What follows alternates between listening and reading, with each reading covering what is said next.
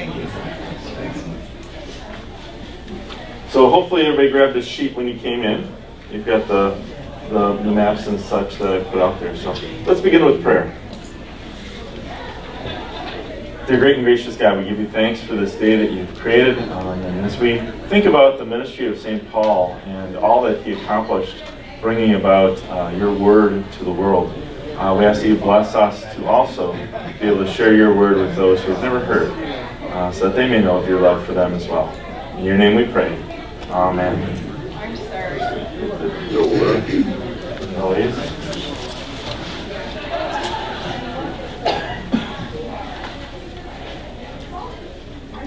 All right. So I did this class yesterday, and I hate to say it, but after doing it, it gave me a chance to redo it. So I didn't really even have a PowerPoint yesterday, so now I've got a PowerPoint presentation and all the things I did there that I want to change. So you're the beneficiaries of kind of what happens after the 7:30 service. And you figure out your sermon, and 8:30 gets better. So hopefully this will be a little bit about that. But you've got the handout, and on that handout you'll notice there's two sides, something to hold on to during this class. First side is the timeline, really giving you a sense of St. Paul's journeys and his, at the bottom, his writings, the letters of St. Paul, we call them epistles. So you get the whole time frame of the work. In the middle you'll see Acts, the book of Acts, and that highlights where the various places, such as the different missionary journeys, took place if you're looking for them in Acts. So those are important to note as well. On the back side you'll see a map of those journeys, and that's kind of impressive to see, if nothing else. So what this is all based around for me is that we just did a trip. A friend of mine, Phil Nybratton, who used to be pastor over at Calvary Lutheran in Brookfield, he does trips similar to ones I've done, and in fact I'm usually copying his trips. And so he called me because he was doing this trip and really was having a hard time filling up his slots and having enough people to go on the trip to make it feasible. So he asked if we'd offer it here at St. Matthew's, and we did. We ended up having 15 of us go from St. Matthew's. Karen's one of them. She's here with us today. And Chuck, I should say, too. Yeah. Chuck and Karen. So I'm not missing anybody else, I think. But 15 of us from St. Matthew's, and then Pastor Phil had 19 people from his group. And what we did was did a little bit, just a little bit of what Paul did in the places that were important in Paul's ministry. So we called it a Footsteps of Paul trip, but it was to Greece, various areas in Greece and Rome, and then a little bit into Turkey and Ephesus. So I'm going to talk a little bit about that today. I'd like to really emphasize, though, in this class, the importance of Paul and his ministry and what he was about. So that's really the background to all of this. But again, we didn't get to much of what Paul did. So, I mean, he really went to so many areas and other areas that were very important in this ministry, but we really didn't get to them. So, for example, Jerusalem. We didn't go to Jerusalem, but lots of places that he went to. So you've got the timeline, and you've got the map, and just want to highlight those and get into it. For our trip, really, it started in Athens. That's where we flew to. By the way, we flew out on the day of the bad snowstorm, and as we were driving to O'Hare, we were getting alerts on our phone saying, your flights are all canceled. And so as we got there, this is an aside, but as we got there, they said, well, this was Monday, they said, well, probably come back on Thursday and we'll be able to find something for you. Luckily, thinking on his feet, Pastor Phil lied and said to them, we have a Greek cruise we have to be on tomorrow evening at 5. You have to get us there by then. And so then it became a 6-hour waiting period of standing at the check-in desk, just trying to find a different flight that we could all get on. We eventually got on the Swiss Air flight, and we really only ended up being 3 hours behind our schedule by the time we got there. So it worked out great. But literally, they were telling everybody else that were like screaming at them at the check-in desk. They said, "What do you want us to do? Build you another airplane?" So that's the message they were putting out to everyone else. they managed to find a plane for us, which was great. So we flew into Athens, and that became the start of our trip. Now, I want us to think about Paul and the importance of Paul in this whole class. And it starts with that Acts 1:8 text. And I always call it the bullseye text. So understanding this text is bullseye. By the way, Luke writes Acts. Many of us know that, right? Luke writes about the Acts of the Apostles. So what happened right after Jesus ascends, and the beginnings of the church. And so that's what this whole book is about in Acts. And 1:8 I call the bullseye text. But you will receive power, this is Jesus speaking, you will receive power when the Holy Spirit has come upon you. And you will be my witnesses in Jerusalem, that's the center of the bullseye, and then in all of Judea, that becomes the next ring of the bullseye, and then all of Samaria, that's the larger ring, and then all the way to the ends of the earth. So if you see it as a bullseye going out, so you could, if he was speaking to us here at St. Matthew's, he'd be saying, you'll be my witnesses in Wauwatosa, and in Milwaukee, and in Wisconsin, and into the United States, and then to the ends of the earth. So he's really creating that you're going out. That's what you're going to do. And really the message begins with Jesus, obviously. It's the good news of Christ. But then it starts with the Jews. Jesus was a Jew, right? That's important for us to know. And Jesus started his ministry with the Jews. Peter becomes one of the main figures, the other apostles as well, but Peter really is that rock that the church is built on, and the message to the Jews. But it really couldn't just stay there. It really had to move beyond just the Jews, especially in Israel, in that area. It had to move outside that. Otherwise, literally, we wouldn't be sitting here today. We would not have a Christian church. And so it took someone to come along, hopefully more than just someone, to really light that fire and get it moved beyond just the Jews. And so that really becomes Paul, and we call him the apostle to the Gentiles. When you look at Paul's story, his story doesn't really start until about chapter 8 in the book of Acts, and that is literally him just standing there as Stephen is stoned. As Stephen is stoned to death, Paul's the one holding the coats. And it literally just says, and a man named Saul was standing there collecting the coats and holding their coats while they were stoning to death Stephen.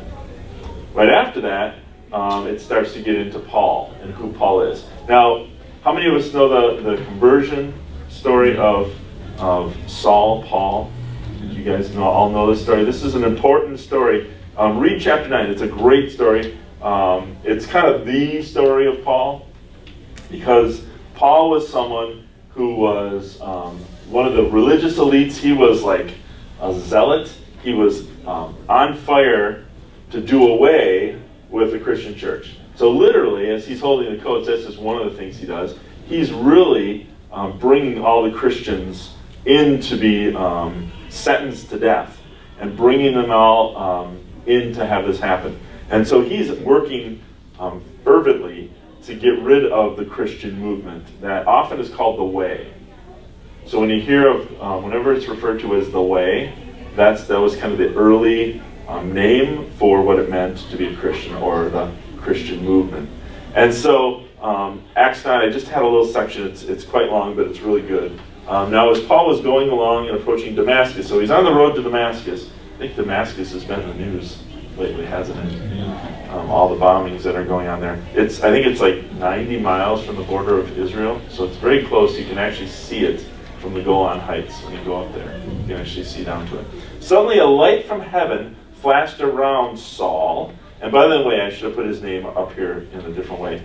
So he's referred to in two different names, Saul and Paul. So as he's moving towards Damascus to go and bring letters to have these other Christians sentenced to death, suddenly a light from heaven flashes around him on this road. He falls to the ground and hears a voice saying to him, "Saul, Saul, why do you persecute me?"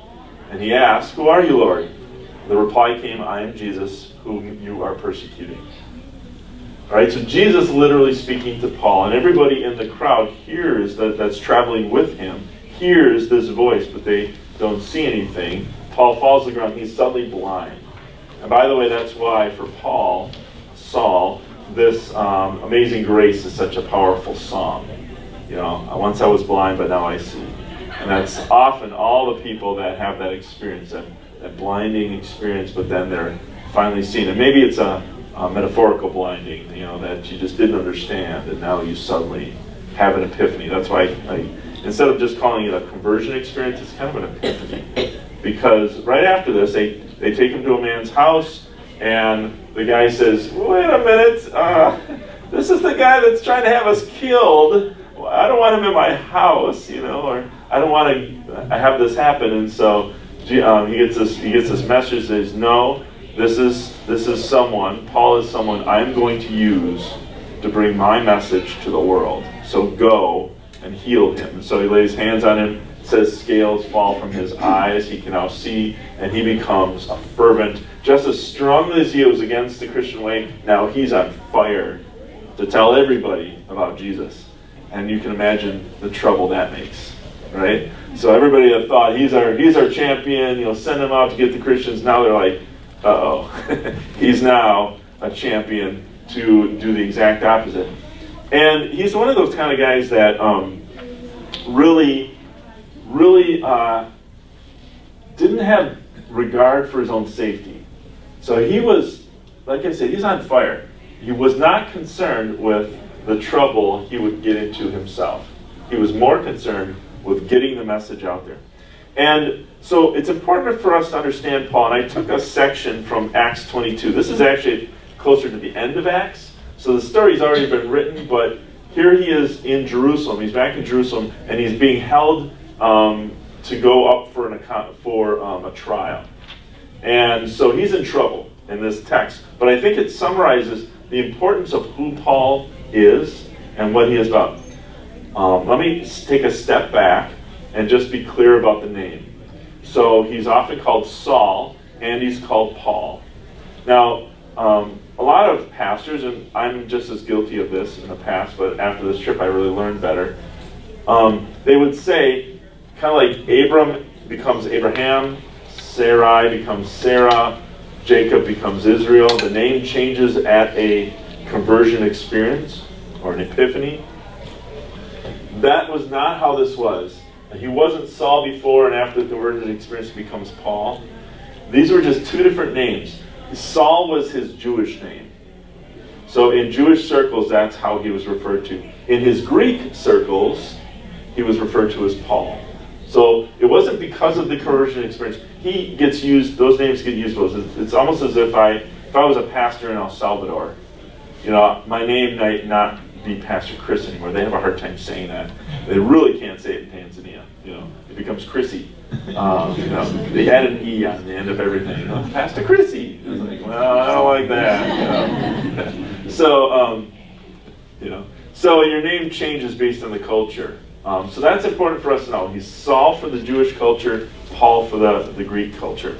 So I want to read this section for us because it really speaks to the importance and the depth of who he was.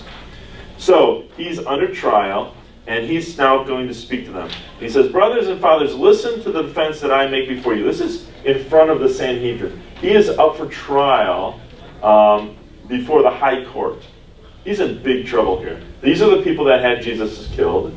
They're the ones that often, if they see blasphemy, they just send him out and stone him to death. It doesn't take much before stoning to death happens. Okay, so it's a hair trigger, and he's in that position. Brothers and fathers, listen to the defense that I make before you. When they heard him addressing in Hebrew, so he's speaking to them in their own language, they became even more quiet to listen. Then he said, I am a Jew, born in Tarsus, this is in Roman territory, in Sicilia, so he is a Roman. But brought up in this city at the feet of Gamaliel. Now Gamaliel is an important name because he was probably considered, and still is considered, one of the greatest Jewish rabbis. So his name still gets used in different foundations, even in our own country, the Gamaliel Foundation. So there's different schools that will follow that. So that's an important name, and he literally learned from Gamaliel, not down through the tradition. He learned at the feet of Gamaliel. educated strictly according to our ancestral law, being zealous for God, just as all of you are today, paying reference to them. I persecuted this way. Notice way is capital. That's the name for Christians. I persecuted these Christians up to the point of death by binding both men and women, binding them, and putting them in prison, as the high priest and the whole council of elders can testify about me. You all know, you've seen me do this. For them, I also received letters to the brothers in Damascus. I was on my way to go to Damascus, and I went there in order to bind those who were there and bring them back to Jerusalem for punishment. This continues on. I cut it out here because that references how he was a good Jew. He was literally one of the elite. He was one of the ones driving home the message and trying to snuff out Christianity. And he continues on, and he says something right before, but up to this point they listened to him, but then they started to shout, because they have heard blasphemy now. Away with such a fellow from the earth, for he should not be allowed to live. And while they were shouting, throwing off their cloaks, which is a sign that we're about to pick up stones, right?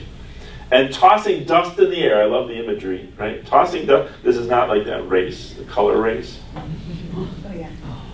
It's not like that. It's a much more angry thing. Tossing dust in the air, the tribune directed that he was to be brought into the barracks and ordered him to be examined by flogging.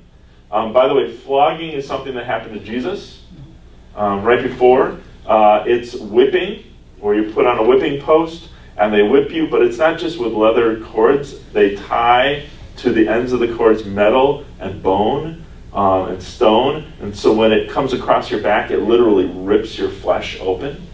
It was believed that 40 was the magic number for death. So if you went to 40, everybody believed this person's going to die right there. Okay? So often he would say up to 39. They would take it to 39. So they're taking to the point of death. So he's just about to be flogged to find out the reason for this outcry against him. So this is to pay him punishment before stoning. But when they had tied him up with thongs, Paul says to the centurion who's doing the work standing by him, is it legal for you to flog a Roman citizen who is uncondemned, who hasn't gone through a trial?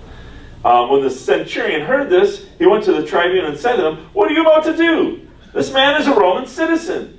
And the tribune came and asked Paul, tell me, are you a Roman citizen? And he said, yes. The tribune answered, it cost me a large sum of money to get my citizenship. I'm sorry, I'm saying that wrong, in the wrong tone. It cost me a large sum of money to get my citizenship, Paul said, but I was born a citizen. Immediately, those who were about to examine him drew back from him. They're like, we're going to get in trouble if we do this. It's going to be our heads that are rolling because we did this to a Roman citizen. And the tribune also was afraid, for he realized that Paul was a Roman citizen and that they had bound him. So, what I wanted you to learn in that text, remember this is near the end of his missionary journey, so chapter 22 is getting near the end if you look on your charts. But what you need to realize is that he's a Roman citizen. And just like being an American citizen holds certain rights to it, you can say, well, I'm a citizen. At least I'm Jew. I should be given the right to innocence before proven guilty. If you're not a citizen, you don't have that right. You don't have that right. Those are certain things that we take for granted. But there's a lot of rights that are taken for granted. And Paul knew them as a Roman citizen. And that's what he's saying. I at least have the right to a trial here before you start to beat me and go after me. And they, as Jews, did not have the right to do that to any Roman citizen. So he just kind of mentions to the centurion, is it okay to do this to a Roman citizen? Well, what? I didn't know you were a Roman citizen. So that's important for us to do. So who is Paul? He's both a Jewish elite and he is a Roman citizen. And that affords him and makes him to be one of the perfect people for moving into Roman territory to proclaim who this Jesus is. So, get a sense of that. He understands who Jesus is because of the Bible and what Jesus talked about throughout Scripture. So having learned the Old Testament and learned it well from Gamaliel, he was first of all going after Jesus as a blasphemer, but when he had this epiphany, and he realized the Messianic text and all that how Scripture really pointed to Jesus being the Messiah, and now he's kind of had this epiphany moment. He gets that Jesus is the fulfillment of everything they've been waiting for.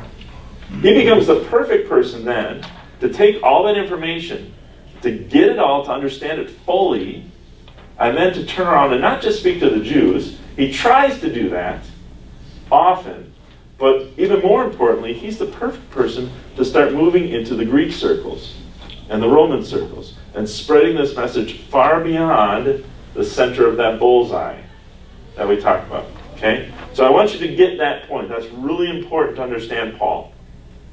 So he's called to bring the gospel to the Gentiles. Now he's up against all sorts of things. And being this person who is zealous for bringing the message, not worried about his own safety, not worried about his own health, he is on fire to do this. So he's up against a lot of things. He's up against Judaism, even though it's really the heart of his message, the start to his message. You have a lot of really good Jews who are not giving up being a good Jew. You know, it's kind of like Lutherans.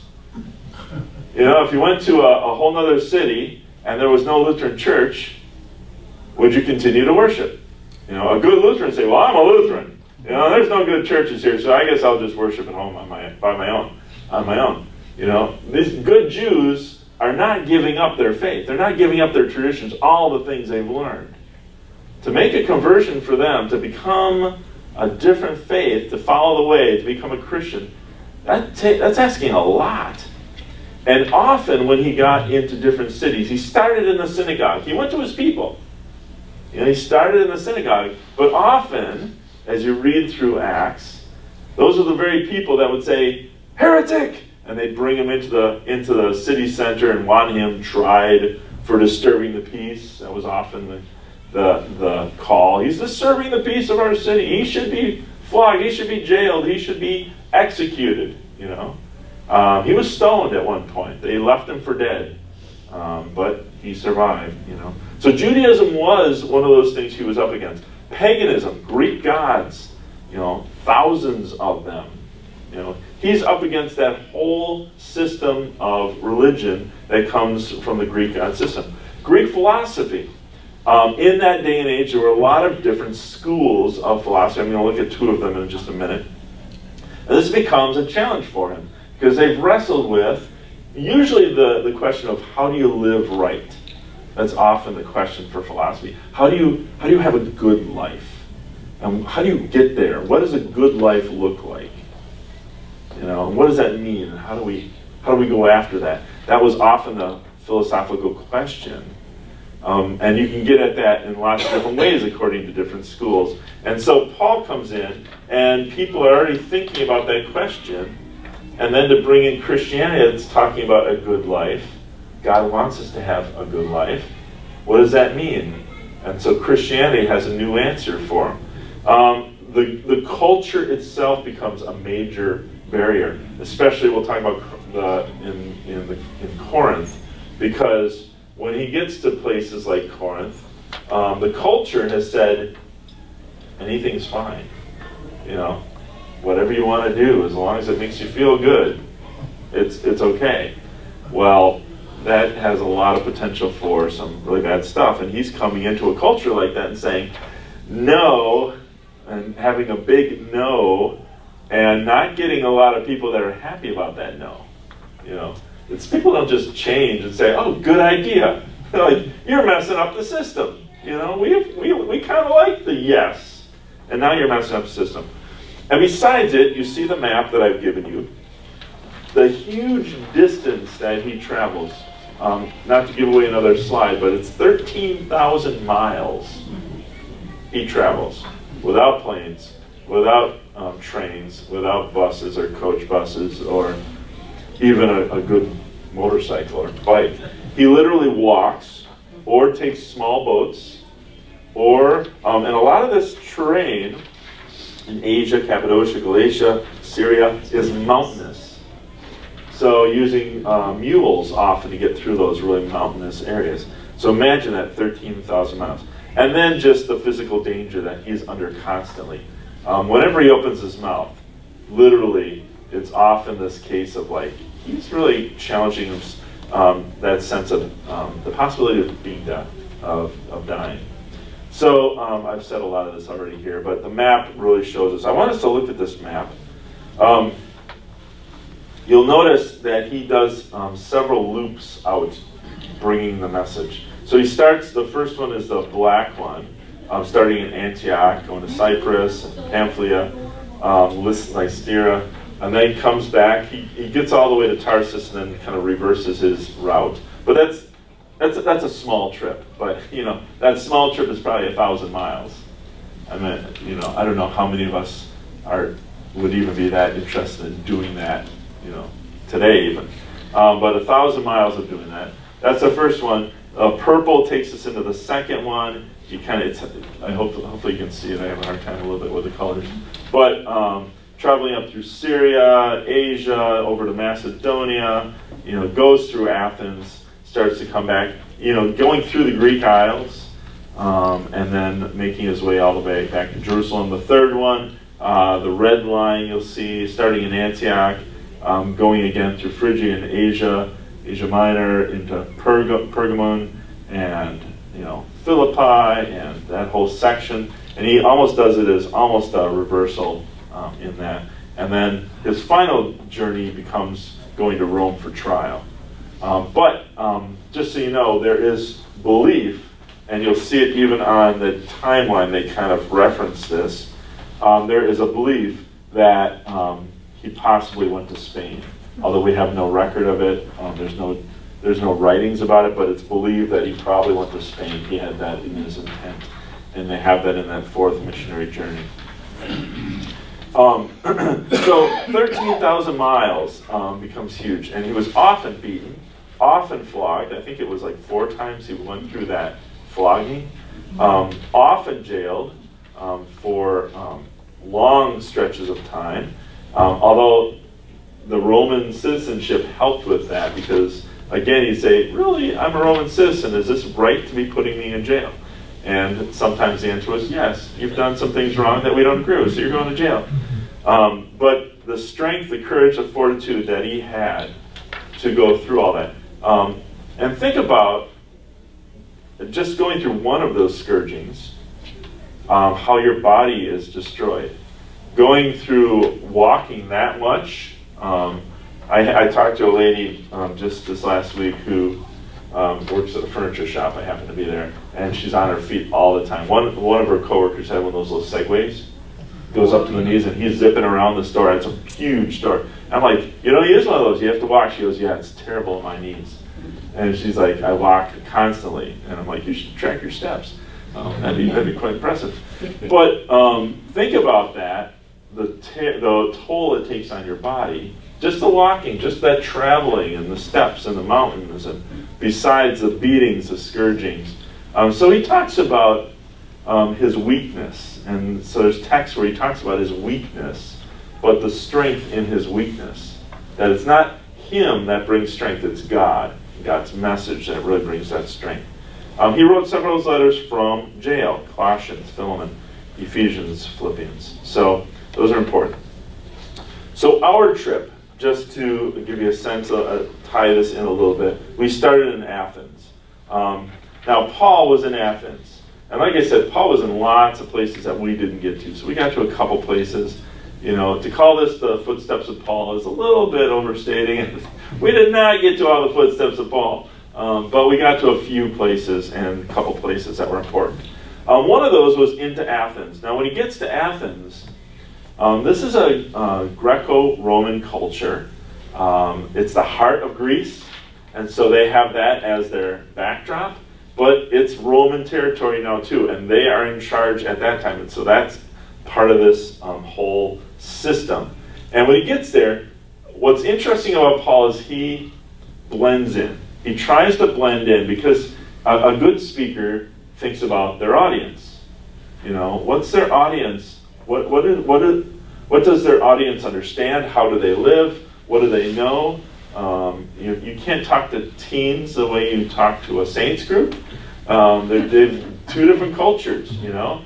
You need to use examples and talk in a language that they'll understand. And so he right away is thinking about that as he's in Athens. So I'll read this for you. While Paul was waiting, he's waiting for his companions to join him in Athens. He was greatly distressed to see the city was full of idols. I've got one picture of them. So he reasoned in the synagogue with both Jews and God-fearing Greeks, as well as in the marketplace day by day with those who happened to be there. The marketplace is another name for the agora. I talked about it in my sermon last week, that center heart of the community of Greece. It's right at the bottom of the Acropolis. I'll show you a picture here in a second. But that's often where the debates happened. And they went and debated each other on philosophy and what school of philosophy they were, and say, well, you're wrong. It's kind of like Lutherans and Catholics and Episcopalians all getting together and say, well, you know, communion is really consubstantiation versus, you know, transubstantiation. Well, no, you're wrong, you know. And that whole debate about things. So a group of Epicurean and Stoic philosophers began to debate with him. Some of them asked, what is this babbler trying to say? I love that. What is this babbler? So they're kind of already, you know, I don't know about this guy. Others remarked, he seems to be advocating foreign gods. And they said this because Paul was preaching the good news about Jesus and the resurrection. That's the only time you hear him say that he's been preaching about Jesus and the resurrection in Greece. Then they took him and brought him to a meeting of the Areopagus, where they said to him, may we know what this new teaching is that you are presenting. So, important to know what the Areopagus is. Let me finish this. You are bringing some strange ideas to our ears, and we would like to know what they mean. So they're open to this new philosophy, this new way, and they want to know all about it. All the Athenians and the foreigners who lived there spent their time doing nothing but talking about and listening to the latest ideas. So that was the culture. You know, you debated, you argued, you talked about things. So I wanted to give you the two different definitions of Epicurean and Stoic philosophers. These are two of the schools of the day. Epicurean, I took this definition off of one of the places. I forget where it was. The philosophy indeed elevated pleasure and happiness as the most worthy pursuit. So pleasure and happiness as the height of what you're going for. But specifically warned against fine food, for it could lead to dissatisfaction later with other foods. You're not going to be happy with McDonald's if you're used to Bartolotta's. You know?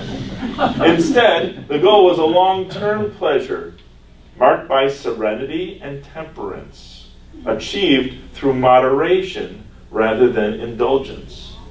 So interesting that that's what the goal is for an Epicurean who follows that philosophy. Stoicism, an ancient Greek school of philosophy founded at Athens by Zeno of Citium, I'm saying it wrong. The school taught that virtue, the highest good, is based on knowledge, and that the wise live in harmony with the divine reason, also identified as fate and providence, that governs nature. Divine reason that governs nature, and are indifferent to the vicissitudes, it's easy for you to say, of fortune, and to pleasure and to pain. So two different ways of thinking about life, and how do you live life, and what's best for living. So this is the stuff that's being discussed as Paul brings the good news of Christ and the gospel. All right? And so he's brought to the Areopagus. I'm going to get to the pictures. So this is the view from the Areopagus, the rock above, looking down on Athens. So right now it's a big city. They like two colors, white and red. Let's see. Examples of the statues and that they have. This is one of the places on the Acropolis. This is one of the temples. I forget the name of the temple. Matt's got a better memory than I do. Parthenon there, this is being rebuilt. It's obviously the culmination of the Acropolis, the crowning jewel. This is a view, this is that marketplace I talked about, the Agora, that often the discussions took place. Last week I talked about the center point with that capital that was in the center. But you're looking up at the Acropolis, that rock that literally all of Athens looks up to. So everybody most everyone in Athens is looking up at that major rock. It's hard to tell how it's a rock there because of the shadows and the lighting. Over here is the Areopagus. They also call it Mars Hill. That's where Mars was tried. The Greek god Mars was tried, supposedly. But you're looking up at that. And this is that rock. This is the Areopagus, Mars Hill, looking down on it from the Acropolis. Okay? So it's the place that trials often happened. So this is the place that often people were sentenced to death. They were brought before a trial. This was a very serious place. But it was also a place that discussions happened, that if you wanted to learn about something, this was a place where you went. But it was often almost like a court, holding court on something. So a very serious place, this Mars Hill. This is right from Mars Hill, looking back up at the Acropolis. So it's a rock. It's not a real friendly rock. And it's because it's been worn over centuries, it's slippery. Trying to get there, I lost my footing once, so it's kind of rough. There's our group, and this is the sermon I'm going to read for you in a second, and that's me in the back. So I want to prove I was there, just so you know. Well, who's taking pictures there if you're in it? I know, that was the real trick. So, let me go back to the sermon. So he gives this sermon on that rock to the people that want to hear about this new philosophy, this new religion he's bringing. And this is a famous sermon. So Paul stood up in the meeting of the Areopagus and said, "People of Athens, I see," now remember, he's speaking their language. He's trying to use their vernacular. "I see that in every way you are very religious. For as I walked around," he's giving them a compliment. They love the compliment. "You're very religious. For I walked around and looked carefully at your objects of worship. I even found an altar." This is his way in. This is his sneaky way in. "I even found an altar with an inscription." So all these altars have to the Greek god Dionysus, the Greek god Mars, all the Greek gods. "But I found one to an unknown god." This is his way in. That's what people love about this whole sermon. Gets his way in. You'll notice, why do they have an inscription to the unknown God? Because they've got thousands of gods that they lift up. Well, it's because they don't want to be in trouble when a god shows up and says, "How come I don't have one?" "Oh, well, that's what this one is. It's the one without an inscription. We just didn't get your name on it." So it's kind of like the trophy at the soccer game for the kid that didn't get one. "Oh, yeah, no, here it is. We just didn't get your name on it. Sorry about that." So they have this whole inscription to an unknown God. It becomes Paul's way of saying, "Let me tell you about that unknown God that you don't know about. So you are ignorant," maybe use a different word, "ignorant of the very thing you worship. And this is what I'm going to proclaim to you. The God who made the world and everything in it is the Lord of heaven and earth, and does not live in temples, but by human hands, built by human hands. And he is not served by human hands as if he needed anything. Rather, he himself gives everyone life and breath and everything else. From one man he made all the nations, that they should inhabit the whole earth. And he marked out their appointed times in history and the boundaries of their lands." God did this so that they would seek him and perhaps reach out for him and find him, though he is not far from any one of us. This is one of my favorite passages. "For in him we live and move and have our being.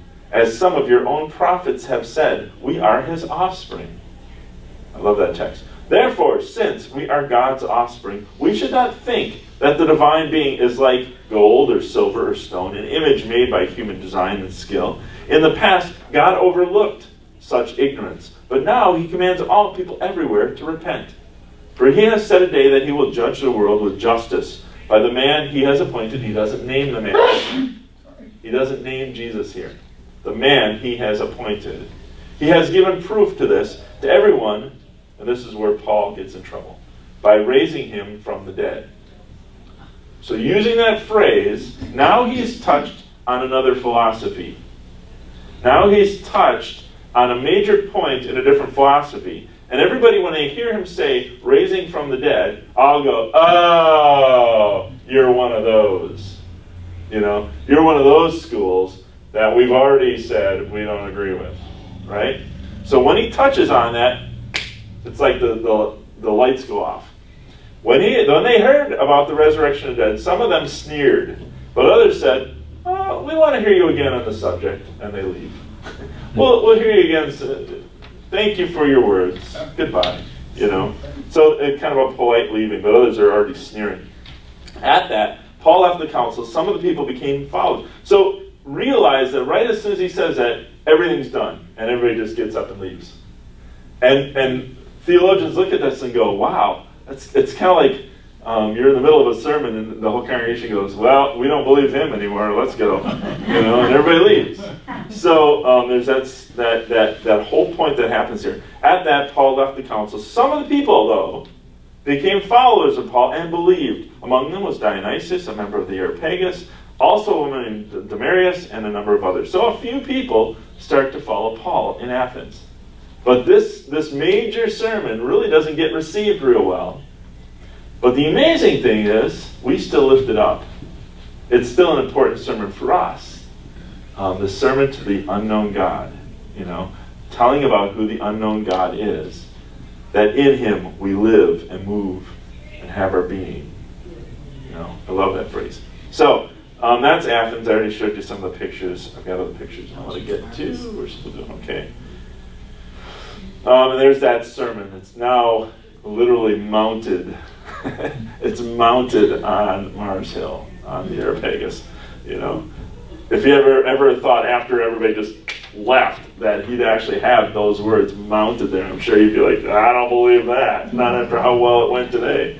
You know. So anyway, that is Athens, and Paul has some ministry in Athens, but that's one of the major highlights that comes up in Acts.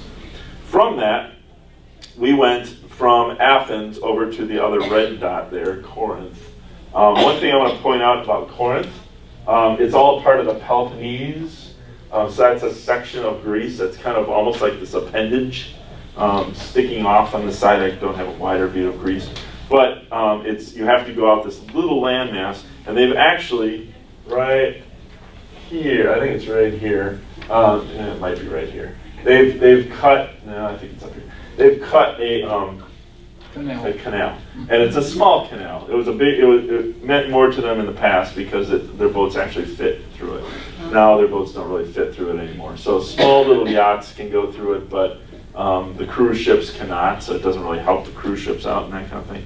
But there is a canal. I'll show you in a minute. There's a canal, so you get a sense of that. They want to widen it, but they would be shutting off like all of the Peloponnese to receiving goods and services, and so it's a struggle. So anyway, Paul goes to Corinth. After he left Paul left Athens, went to Corinth. There he met a Jew named Achaia, a native of Pontus, who had recently come from Italy, and his wife Priscilla, because Claudius had orders all Jews to leave Rome. So Claudius, the ruler in Rome, had ordered all the Jews to leave. Paul went to see them, and because he was a tent maker, as they were, this is one of the things Paul did as a way of making money. He made tents.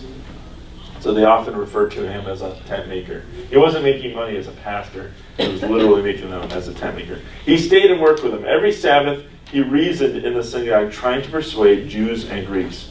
When Silas and Timothy came from Macedonia, Paul devoted himself exclusively to preaching, testifying to the Jews that Jesus was the Messiah.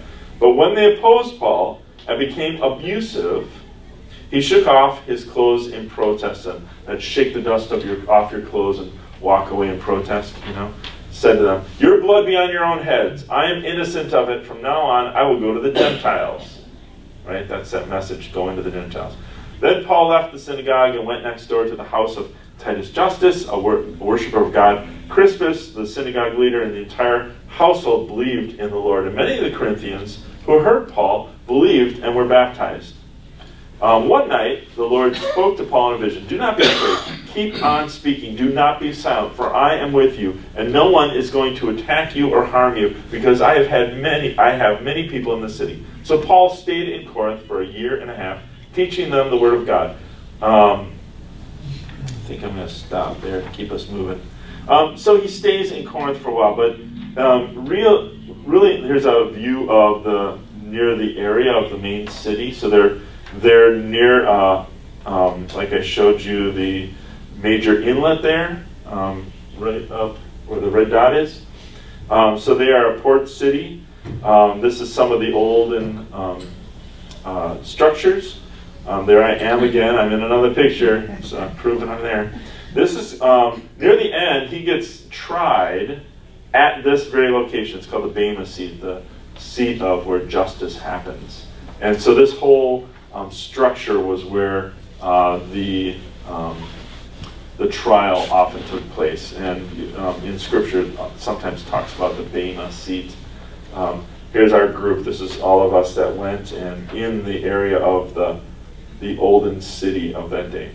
So that's Corinth, and Paul's time in Corinth. Really, Acts talks a little bit about the areas, but the things that are most important to us from Paul are his letters.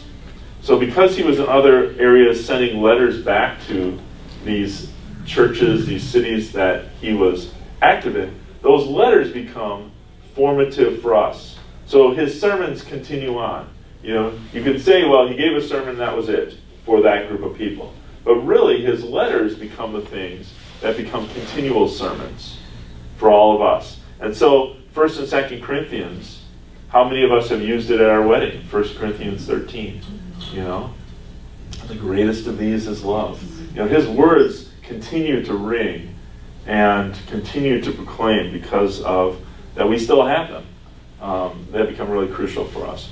So, in our travels, we came back to Athens, we were in Athens about 3 days, I think it was. Then we went through the Greek Isles. I'm going to skip the Greek Isles, but we did a cruise going from Piraeus here, went down, up and around through the Greek Isles. I think we kind of did it that way. Anyway, one of the major spots we got to was Kusadasi, which is Ephesus, another name for Ephesus. And that's one of the places Paul spent time in for the letter of the Ephesians, which is really important. One of the interesting things that happens to Paul is he denounces one of their Greek gods, Demetrius. No, that's wrong. Artemis. And one of the famous things in the area of Ephesus is the building of these little statues made out of silver to Artemis. And this is a picture of one of them. This is an ancient one. And so these were really popular. Everybody would buy these things. Well, Paul comes along and talks about how terrible they are and how, I've got a new way, and the whole trade falls off. So you can imagine the people that this is where they made their money weren't happy. And so this whole text talks about this silversmith named Demetrius who made silver shrines of Artemis. He gets really upset, brings Paul in, and this guy is causing trouble in our city. And again, he's up on trial, and he literally stirs the whole city up. And goes, "We are in." So this whole phrase here. Oops, darn. PowerPoint doesn't work that way. Great is Artemis of the Ephesians. So he gets everybody shouting, Green Bay is great, Green Bay is great. It's that kind of thing. The whole mob is following along. So Paul was about to speak to the group in this large stadium, but the chant goes out, and great is Artemis, and we are, and so it just becomes, time to leave. And so he essentially gets out. But because he didn't speak to them, we have his letters. And again, his letters continue to proclaim. And if he had been killed that day, by the mob, we wouldn't have it. So this is some pictures from Ephesus and some of the ruins that are there. It's this major, I want to say road, but that's the wrong word for this, pathway, and that's wrong too. A wonderful, you walk down through all of these incredible statues. This is our group going down. And even along the way, you see all these mosaic tiles, beautifully decorated this whole area. You end at this kind of, one of wonders of the world, the library. It's called the library in Ephesus. That's still standing. It's just beautiful. And of course, you get a picture in front of it. I was in that one too. I'm in the back right. There I am. So there's our group. And then as soon as you pass that, there's another long passageway. So you can get a sense of the city here. You can get a sense of people moving around. There's a cat. But it ends down here at this major amphitheater. I forget how many they said they could hold in that. It was a large number. There's Nancy. And again, then after that, it leads down to the port. So this is another port city that, and we got a picture out front. There I am again. I'm in a couple pictures. So that was Ephesus, and that was really important. Of course, when you're in Ephesus, you have to go look at the Persian rugs. So we had to go see that. They drag you into the Persian rug dealership. Really funny story about the Persian rugs. You're all in there around these $10,000 rugs, and they hand you red wine. And I'm going, I don't know. And I've got this big backpack on, and I'm thinking, I'm going to spill this red wine on a $10,000 rug. And I said, what happens if we spill it? He said, well, you bought yourself a rug. I'm like, and that's why you're handing us all red wine. I was like, this is a bad idea. Anyway, we went back after that. We also did stop in Patmos, where the Revelation of John is. Really, there's not a lot to see there. You kind of see a cave where John supposedly received the revelation, then writes the last book of the Bible, Revelations. They also have a beautiful monastery there. But that was Patmos, the island of Patmos. Went back to Athens, spent a little bit of time there, and then went to Rome. Really, besides one of the greatest books of the Bible, the Romans, Paul's letter to the Romans, which is really one of the greatest theological treasures we have. So reading Romans really becomes something that is central, especially to us as Lutherans and as Christians. His writing is crucial. What he did there and what we have in Acts, in terms of like going to this spot or that spot as following his footsteps, there's not a lot in that regard, going to spots. So you go, first of all, to the Mamertine prison, which is where both he and Peter were held.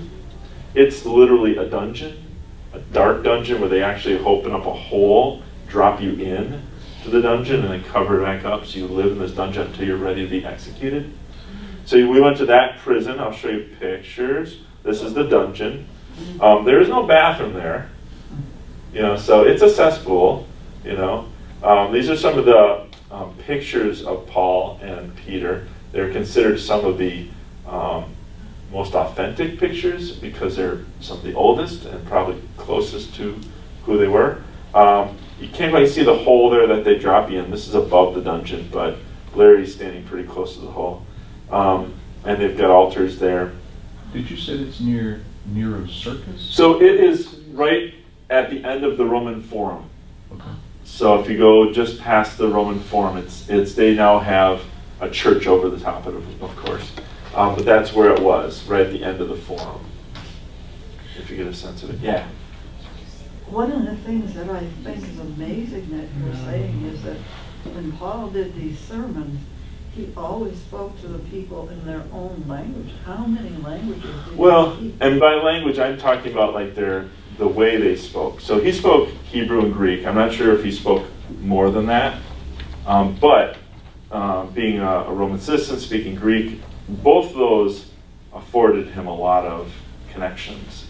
But really what I was really trying to emphasize was how they heard. What kind of words did they actually use? How did they form their words? And he was able to kind of move in. And just like you talk to teenagers, and I try to talk in a little different way than I would talk to a different group. That was what I was really trying to emphasize. And he tried to think about his audience. What do they need? How can I state the gospel in a way that's going to make sense to them? So that's really the point I was trying to make there. This is the name of the prison. So that's one place we went. Another place we went was where he was executed. And that's called the Abbey of the Three Fountains. The interesting thing about the Abbey of the Three Fountains is it's the place he was beheaded, believed to be beheaded. It's outside the city walls. That was the idea. And they, after centuries, tried to find it, and they think this is the location. But the idea was Why the three fountains? The story goes, when his head was cut off, it hit the ground in three places. It bounced in three places. And at each of those three places, a spring came up. And so the three fountains. The interesting thing about it is it's now a large church. And the fountains are there, and there, and there. So I'm like, yeah. So did the springs readjust themselves into a much better form? I don't know. But this is the church. It's beautiful. It was a beautiful sight. I mean, it was just being there was very peaceful. I love foliage. It kind of had that feel, just beautiful. But inside, the beheading pictures. So here's the put on a pedestal, put his head, and then cutting his head off. This is the pedestal, supposedly.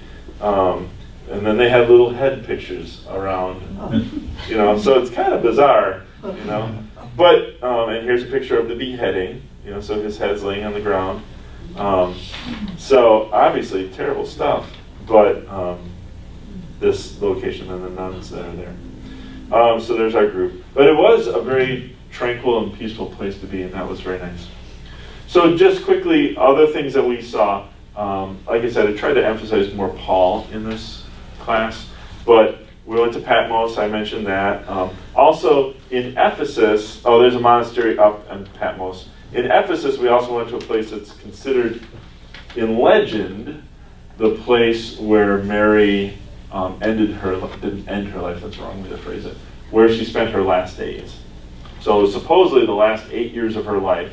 When Jesus dies on the cross, he says to John, John, this is now your mother, Mary, and Mary, this is now your son. So he unites them. I don't know why Jesus' brothers couldn't do the job, but now John is to take care of Mary. Okay, and so Mary, and it says in Scripture then, from that point on, Mary lives with John and is taken into his house. So John makes his way to Patmos, so the idea is that she's going with him. And the belief is that near Ephesus, there's an abbey for the Mother Mary, the place where she lived her last 8 years. There's not a lot of proof to it, but that's the idea. And there's springs that came up from the ground, and those are very special places. So we went there, and that's a beautiful place too. But one of the locations we went to. In the Greek Isles, we went to some of the different cities, different islands. Mykonos, Santorini, went to Oia, which is our St. Matthew's group went there because I wanted the pictures. It's one of the beautiful spots that they always use for Greek pictures. Went to Crete, also a beautiful island where the Minoans, that predate Greek culture. They were the first major culture. The Minotaur starts from the Minoan mythology, and then to the castle where some of us went to the castle. And then in Rome, we did a Vatican trip. Got to actually walked side by side with Colin Kaepernick. Didn't know it was Colin Kaepernick as we were walking next to him, but I'm like, this guy's big. He's big, he's muscular. He's got a whole bunch of guys with really expensive cameras. That's how I judge a lot of people. They got good cameras, This guy's special. I said, who is this guy? And they're like, it's Colin Kaepernick. I'm like, oh, thank you. So, went to Trevi Fountain, Parthenon, the Roman Forum, Colosseum, Statues, and here's some of the pictures. This is Mykonos, beautiful city, and the windmills on Mykonos. We got our final gyros there. Funny story about gyros. I was in Athens, and we hadn't had a really good gyro yet, and I'm like, I really want a good gyro. And a bunch of us were like, yeah, we haven't had them. So I said to a guy I'm talking to, we're getting gelato from a guy, and I'm like, where do you go to get good gyros? He goes, oh yeah, you don't want to come around here. They're way too expensive here. You got to go outside the Plaka, which is the main tourist area. Go outside the Plaka. They got better gyros out there. That's where you want to go. And he gave me a name of a place. So that night, a whole bunch of people from St. Matthew's like, we're going for gyros. Let's go. And as we get the taxi, I'm showing the guy. He's like, you want to go there, huh? All right. So we get in the cabs. We're all excited to get our gyros. We get out, and it's a money exchange place. And we're like, why did you bring us to a money exchange place? Because I was asking for euros. Right. Oh. I didn't figure it out for like 2 hours. I'm like, oh. He thought I was asking for money exchange. What a wild goose. So we finally did get some good gyros on Mykonos, this little hole in the wall that 50 people were lined up to go inside. It was pretty great. This is Oya. Some of those places that, are just gorgeous, and there's a million picture opportunities. I wanted to And stay. that's on Santorini? This is on Yeah. Santorini. Santorini has 2 major cities. They bring you into one city, Fira, but you have to get over to the other side of the island to Oya. And the legend was its big semicircle was that, It's like a horseshoe. oh yeah, Atlantis, and that's where it exploded, the Right. volcanic It's explosion, a, and it just filled in with water. It's a crater. Yeah. Yeah. So beautiful spots. This is in Rome. The Colosseum is best by night, I think. But we went in. We had special passes. They got us down onto the floor. So we're standing on the floor where the gladiators would have competed. Behind us, you'll see down in underneath that floor. So we were standing in the very back section. But down underneath is where they kept the animals, the tigers, where they kept prisoners before the whole competition. We learned something interesting, that often they drugged the animals to make it easier for the gladiators. So they'd get them drunk, so that they, that was one of the thoughts on the whole thing. But you kind of see down in the Colosseum based on that. This is the Ark of Constantine, I believe it is, and beautiful, right next to the Roman Colosseum. This goes into the Forum, so this whole long area where a lot of stuff took place. I won't go into all of it, but the Mamertine prison that we talked about at the end of the Forum is essentially up here, right behind that building.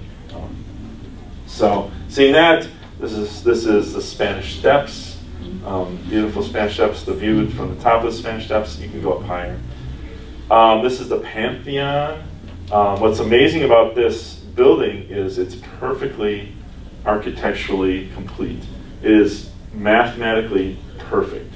And to think they did this way before even modern building techniques, hundreds of centuries BC, is pretty amazing. And Trevi Fountain is one of the famous fountains, and we were surrounded by tourists looking at Trevi Fountain. And here's a look at the tourists that we were in the middle of. I always like to turn backwards and then get everybody's picture, just to get a proof of what we were standing in. But I'll end with that. So that was some of our spots that we also went to that weren't so Paul-ish. So I'd probably say like a third of the trip was focused more on Paul, and then lots of others like the Acropolis and the Colosseum and such. So, questions? Quick question. Yeah. What was the last straw for Paul? What led to his beheading? Well, he was taken to Rome for his trial. He was actually under house arrest for I think it was 2 years. What was the final straw was that he was against the state. It was illegal to be a Christian in Rome. So the Romans were executing a lot of Christians. It wasn't until 313 under Constantine that it became legal to be a Christian. So for 313 years, well, it wasn't quite 313. Christ died in 26. So anyway, it was illegal and were killed. So you actually had to hide that you were a Christian. That's what the fish symbol's about. They'd often push that fish symbol on doorposts to say we're having worship here.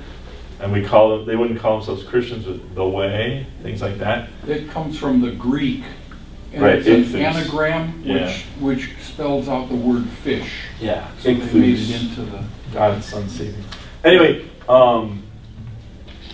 so it was illegal, is part of it. The interesting story about 313 was Constantine has a dream, and it's to put the Chi-Rho, the piece of Christ sign, on their shields. And he has this dream: if you put the piece of Christ sign on your shields tomorrow in battle, you'll be successful. So he wakes up, he says, everybody's putting the Chi-Rho on their shields. And they makes everybody put the piece of Christ sign on their shields, and they're successful. And he's like, we're all Christians now. And it becomes anti-Christian overnight, and he's like, we're all going to be Christians now. And so that whole thing. Yeah, if you read a book, and Don Rolfs gave me a copy of the book, it's called The Faith, and it talks about from the crucifixion, Christianity to today, and some of the things they did to Christians were absolutely unthinkable. Yeah, They would burnings. roast them. Yeah, A number of them were sent to salt mines to Right. work until they died. right. And it was, you know, and You're what really the putting Romans your life couldn't in- figure on the out is the line. more they did this, the more Christians, they said there's something wrong with these people. They see what we're doing to others, but yet they're converting to Christianity. Right, right, yeah. But So- that was the way their faith was. It was so strong. Exactly. So it gives you a little glimpse on Paul. Like I said this yesterday to the group. I'm like, this topic, this person is so big. How do you? We're just scratching the surface. This is just scratching the surface as to who Paul is. I mean, his writings, his theology is so deep, so profound. It's crucial. I can't overstate enough what he did for Christianity. If it had only stayed in Jerusalem and that circle of people that were speaking to Jews, it would not have really gone where it went. Because of people like Paul, especially Paul, coming and bringing it 13,000 miles at his own peril, constantly. Because of that, really, we have the church. And so, we talk about Peter as the rock of the church, but Paul was really that apostle to the Gentiles that needed to bring the message beyond. So, thanks everybody. Thank you. I have to start worship here in 5 minutes. Whoa.